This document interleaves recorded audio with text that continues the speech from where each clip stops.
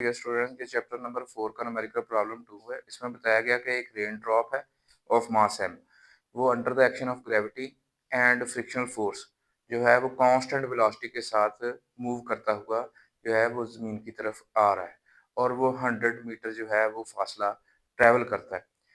तो आपने बताना है कि work done by the gravitational force कितना हुआ है और work done by the frictional force कितना हुआ है।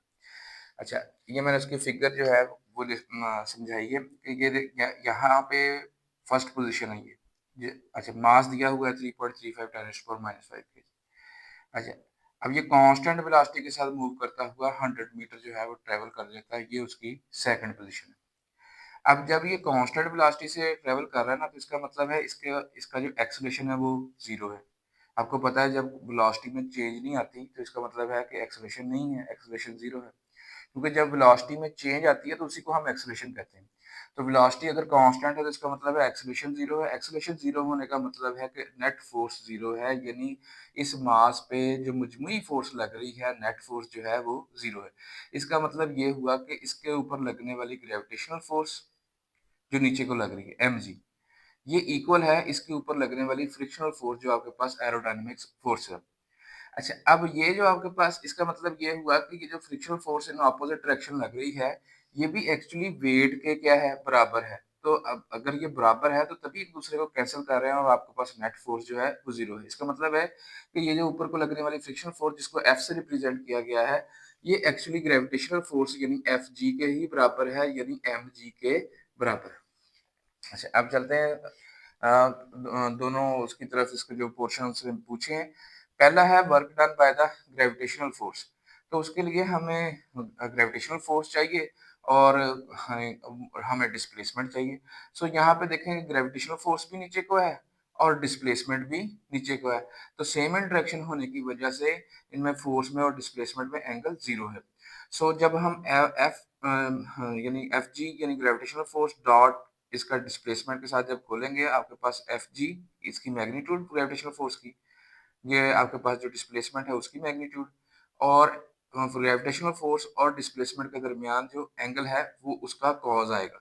तो यहाँ पे फोर्स और फोर्स भी नीचे को है, डिस्प्लेसमेंट भी नीचे को है, इसलिए एंगल ये जीरो है। तो कॉस जीरो का आंसर आपके पास 1 होता है। ये ग्रेविटेशनल फोर्स जो है ये एम जी के इक्वल है और ये आपके पास डिस्प्लेसमेंट की मैग्नीट्यूड आ गई। सो जब हम इसमें वैल्यूज पुट करते हैं, मास की value 3.35 10⁻⁵ kg, gravitational acceleration 9.8 metre पर सेकंड स्क्वायर और इनटू ये 100 मीटर जो उसने डिस्टेंस ट्रेवल किया है। तो यहाँ से आपके पास आंसर आ गया 0.0328 जूल।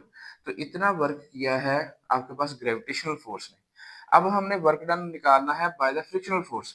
आपको पता है कि फ्रिक्शनल फोर्स तो इधर को लग रही है, यानी वो मोशन के अगेंस्ट होनी है ना। जो ड्रॉपलेट नीचे को आ रहा है, लेकिन जो फ्रिक्शनल फोर्स है वो हमेशा मोशन के क्या होती है, मुखालिफ होती है।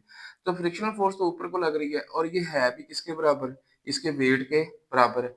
अच्छा, अब सबसे पहले तो हमने इसका एंगल देखना है कि फोर्स और डिस्प्लेसमेंट के दरमियान एंगल कितना बन रहा है। तो फोर्स फ्रिक्शनल फोर्स ऊपर को लग रही है, डिस्प्लेसमेंट नीचे को हो रहा है, तो इसका मतलब है कि फोर्स और डिस्प्लेसमेंट के दरमियान एंगल 180 डिग्री है।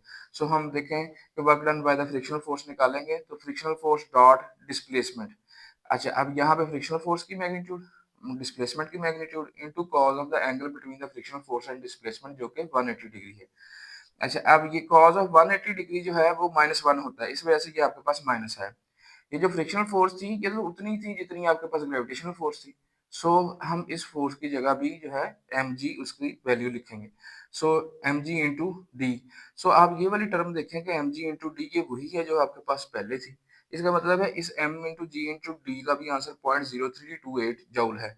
सो ये 0.0328 जूल आ गया, लेकिन इसके साथ ये नेगेटिव साइन अटैच होगा। So work done by the frictional force जो है वो नेगेटिव होगा, क्योंकि यहाँ पे फ्रिक्शनल फोर्स और डिस्प्लेसमेंट के दरमियान जो एंगल वो 180 है और cos 180 -1 होता है। Hopefully answer the question.